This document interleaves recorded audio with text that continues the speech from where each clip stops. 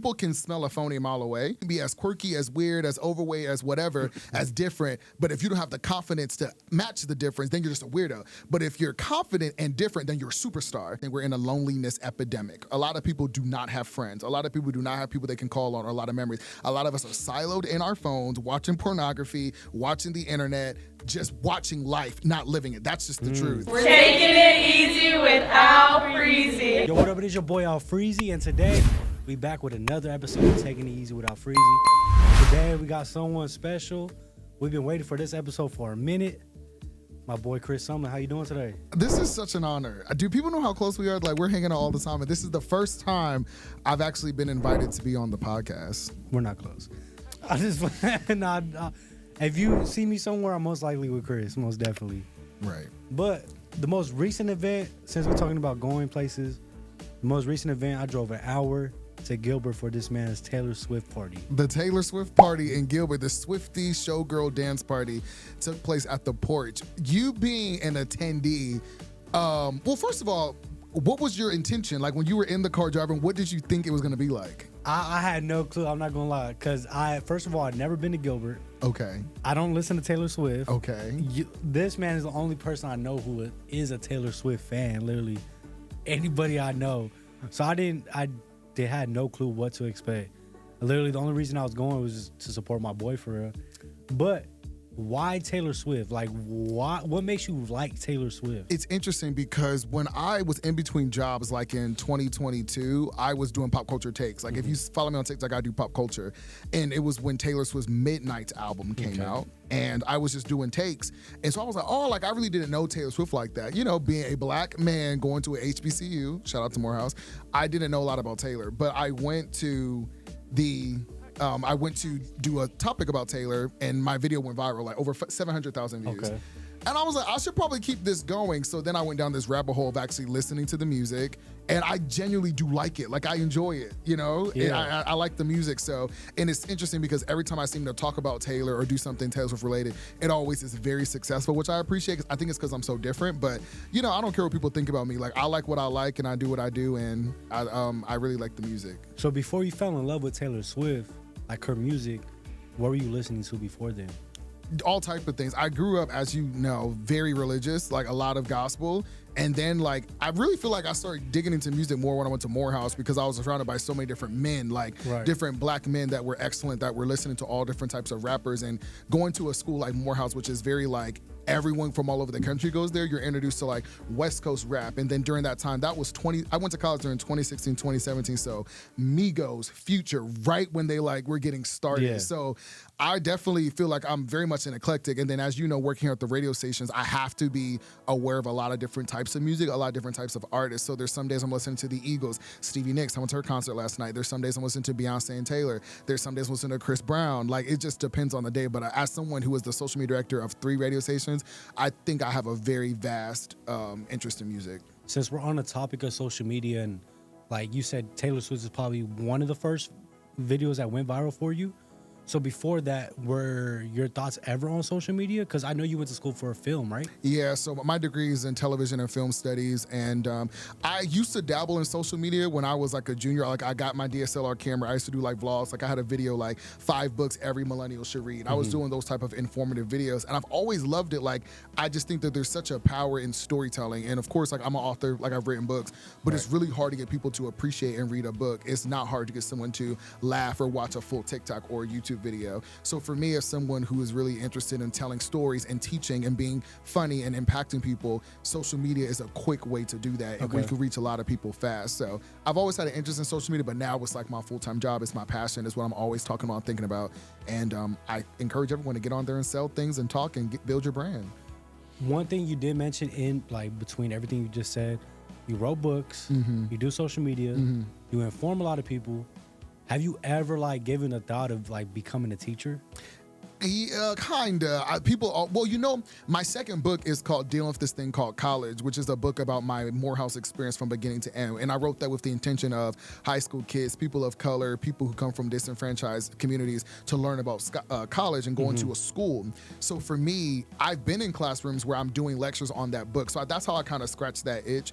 But I just party too much and live too much of a crazy lifestyle where like they'll be like, what is Mr. Sumlin doing at the club? Because, you know, that's a big part of me too. That takes me to my next point is what is one big like mistake people always have about you? Like what they, depending on what they see on social media. I think that's a really good question. I think people have this perception of me that I'm just like really fun, and I don't know if people know just to the depths of how deep my intelligence goes. Right. Would you agree? Yeah, Like, most definitely. I don't think if people knew how smart I was, I don't think people know. There's no way, because there's no way I could articulate that on the internet like that. Yeah, cause there's videos of you dancing on top of tables, on the poles. Insert like, video here. Yo, it's like this man is smart. Like he's a partier, and that's crazy. So were you like, did you party a lot in college too? Yes, I think partying is where I really started.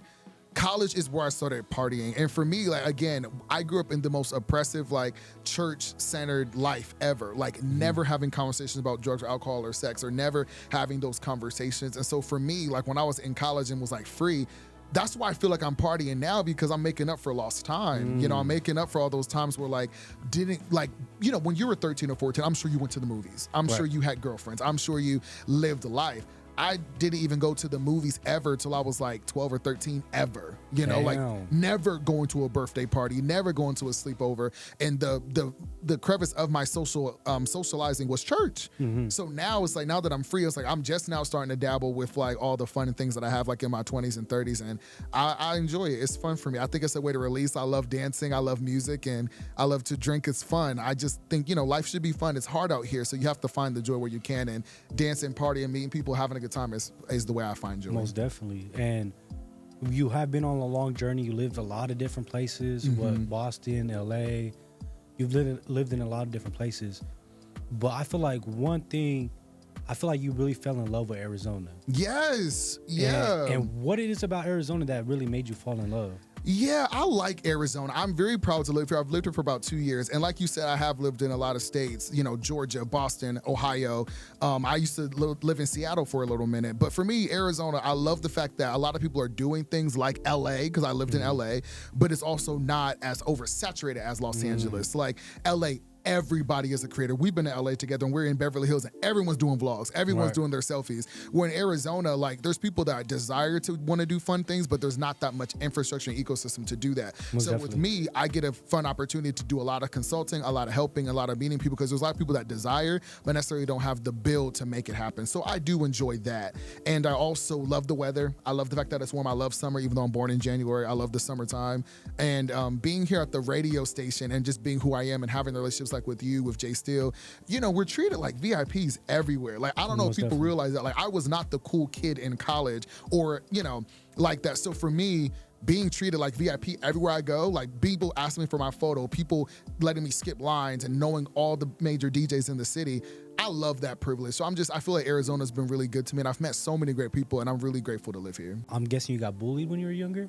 A little bit. I think there were times, like, especially like middle school was really rough for me, which is funny because you put on Facebook, like, F a high school reunion, I would love a middle school reunion. Do you remember you posted that?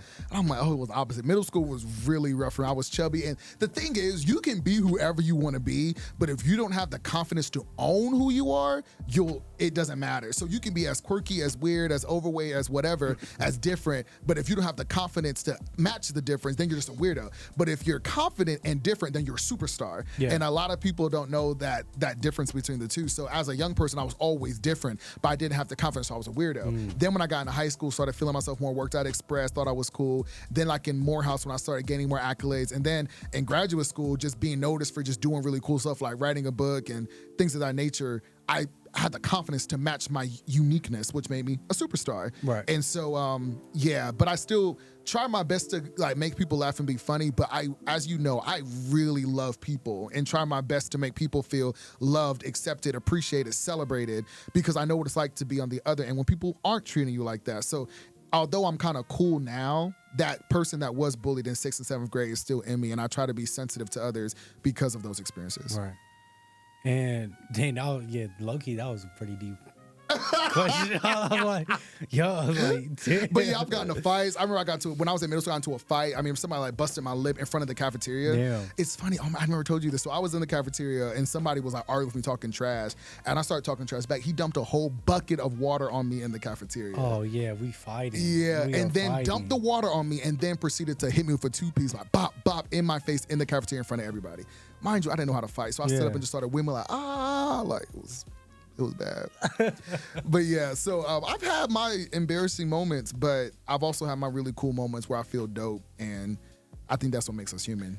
I think those bad experiences kind of like shape you. to the Yeah, that's person what they are make you who today. you are. So And with that being said, a lot of people don't understand how like outgoing and how social you are. Like you are the type of person to really go talk to anybody. And it's like, what are 3 tips to like? Because before I met you, I wasn't really talkative. I didn't like to talk. I didn't like to go socialize. I didn't like to do any of that. But after hanging out with you, I started to realize like, damn, going to talk to people is way better than trying to text somebody on Instagram or going to follow somebody on TikTok. Like that in-person interaction is the best. And what are 3 tips you kind of give to somebody that's maybe quiet or shy? yeah, I think first of all, I will preface my answer by saying we're in a loneliness epidemic. A lot of people do not have friends. A lot of people do not have people they can call on, or a lot of memories. A lot of us are siloed in our phones, watching pornography, watching the internet, just watching life, not living it. That's just the truth. A lot of people are not out here making friends. That's why it's really important to me to hang out with people, be in spaces and hang. So I think people need to understand that like people want that connection, but a lot of people don't have it. So when you realize that you make an effort to connect with people, some tips that I would say is number one, never try to judge someone for who they are, what they do. So in LA, there's a lot of people where they want to know like, who are you connected to? How can you benefit me in some capacity? Suspend that immediately. Never meet someone because of who they are, what they're about. Treat everyone with love and compassion, whether it's the janitor, the CEO, a celebrity, Chris Brown's best friend. Just treat people as human first. Secondly, listen more than you talk. When you see me out, I'm always like, where are you from? What are you interested in? Like being genuinely interested in others is a great way to socialize better. And then 3, be friendly. Like genuinely make a conscious effort to be friendly. Like don't try to be cool, don't try to be better than, don't try to be super confident or whatever, but genuinely just try to connect with people from a friendly lens. And I think if you do those 3 things, that will have a lot of success. Also, I always tell people, if you don't know what to say to someone, always ask them where they're from. That's such a great conversation starter. And then compliment them. So if I don't know somebody, first I'm gonna say, your name is Becky, where are you from? That's me, as you know. Yeah. And then if I don't have anything to think about where they're from, I'll say, I like that shirt on you. Where's that from? Okay, I'll see you in the pink. That's me. I was just about to say, because you didn't say that. I just Who did is that. going to eat right now? Yeah, I always compliment people because people love compliments. For sure. You know, just like when people tell you about your hair. Right, exactly. Right. Right. And you, what about your stomach? But what stomach? Right, he got a 6-pack. Right. 6-pack And of what beer. pack do you got? 6-pack of beer. Right. But I'm going for, okay, so how does like those 3 tips in person, interacting with people in person, translate to interacting with people online, like TikTok? How has those values kind of like shot you to the top? Because you're 40K on TikTok? Yeah, I'm doing well. My social media tip is just to be genuine. People can smell a phony a mile away, and just be who you are on social media. I meet so many people wearing their sunglasses trying to be cool, using accents, trying to talk, and just trying to be who they're not. The most successful people are the ones that get out of their own way and are just themselves. So whenever you're on the internet, that's what you should aim to be, is just the most you can be, whether it's you, like someone who's into wrestling, whether it's me, a black man that likes Taylor Swift, whether you're into sports, cooking, beauticians, nails. Be you. Boston University, be you, be yourself. That's the secret to being successful on social media, is to be yourself. Who are your like top 5 favorite artists? My top 5 favorite artists, it depends. So we got Taylor Swift, we got Beyonce for sure. I love my Taylor Swift, I love my Beyonce, but I like Mariah Carey's music more than both of them. Okay. Yeah, because, and also here's the thing, I have to listen to music that I can genuinely relate to. Right. So listening to Tonight, I'm being naughty girl, I can't be listening to that on the day to day. Right. So I enjoy listening to a lot of Mariah Carey's inspirational music. I enjoy Kanye West's music a lot. Okay. And then it is an eclectic of just positive music that I enjoy listening to, that has affirming messages about self-confidence. So I remember I told you, but I listen to like Lizzo specials really great. Okay. Good Life by One Republic is a good one. Good Life by Kanye West is a good one. Champion by Nicki Minaj. Make It Happen by Mariah Carey. Those songs that just tell me that I can do anything that I want to do. And I also like listening to gospel as well. And because you know me, I'm always listening to sermons. Most definitely. Life is hard out here. Like if you don't have something to lean on and depend on from a mental standpoint, you will be struggling because life is very challenging. Growing up, has there obviously like you love your music, you're about to get into film, so I'm guessing you love like movies, TV shows. I know you're not a big movie fan. Yeah. But TV shows, YouTube. Who is one celebrity you looked up to growing up? It's interesting because I watched a lot of, when I was growing up in high school and college, the Oprah Winfrey Network was just coming out. Oprah can do anything! The theme with a lot of those shows is spirituality and wisdom. And so I loved watching a lot of Oprah stuff. I thought that her content was just really good. It would speak when she would say, if you have the faith the size of the mustard seed, you can move mountains. I like that. That's actually my screen background is faith moves mountains. So I liked Oprah a lot growing up because I loved all of the informative content of like Deepak Chopra, Gary Zukav, those incredible thinkers, Michael A. Singer, Brene Brown, Marianne Williamson. I love those type of people. So I love a lot of Oprah content. Okay, since we are running out of time. Yes, I have another meeting. Look at me, I'm busy. I got 2 more questions. Okay. Thoughts on the Taylor Swift album? Okay. The Life of a Showgirl is a good album. I think it is what it is. Every song I think is very boppy, very catchy. A lot of people want this really exquisite, deep, melancholy, self-deprecating songwriting, and I think that that's just not where Taylor's at. She's like getting banged by Travis Kelce, so I think that just puts you in a different space artistically. So I like it. My favorite songs are Opalite. I like The Life of a Showgirl with Sabrina Carpenter. I think that's a really interesting song. And there's a song on there called Wish List, which I like too. But I like it. Okay. I like it, yeah. Perfect. And then we love to end every episode like this. Words of wisdom for anybody out there. You will be surprised how quick your life can change. You would be surprised how quickly your life can change. So whatever it is that you want to be or whatever you want to do, no matter how crazy it is, we're living in a world where anything is possible. If you like video games, get on Twitch, get your PS5 and play some video games. If you like to cook and eat, make your YouTube content, go to chef school. Like we're in the land of opportunity. And I think so often because of the economy, where we are politically, a lot of people feel like they can't do anything, that they're stuck. And I just believe that in today's world, that anything is possible with him that believes. That's also a Bible scripture. And so just get out there and make your life fun and have fun with it, because life is demanding without understanding. But if you can have fun, you'll never be done. Okay, this man dropped a couple bars. Okay, man, that's another episode of Taking It Easy. Appreciate Chris for coming through and taking it easy with me. Till next time, y'all. Thank you, Alfreezzyy. Thank you.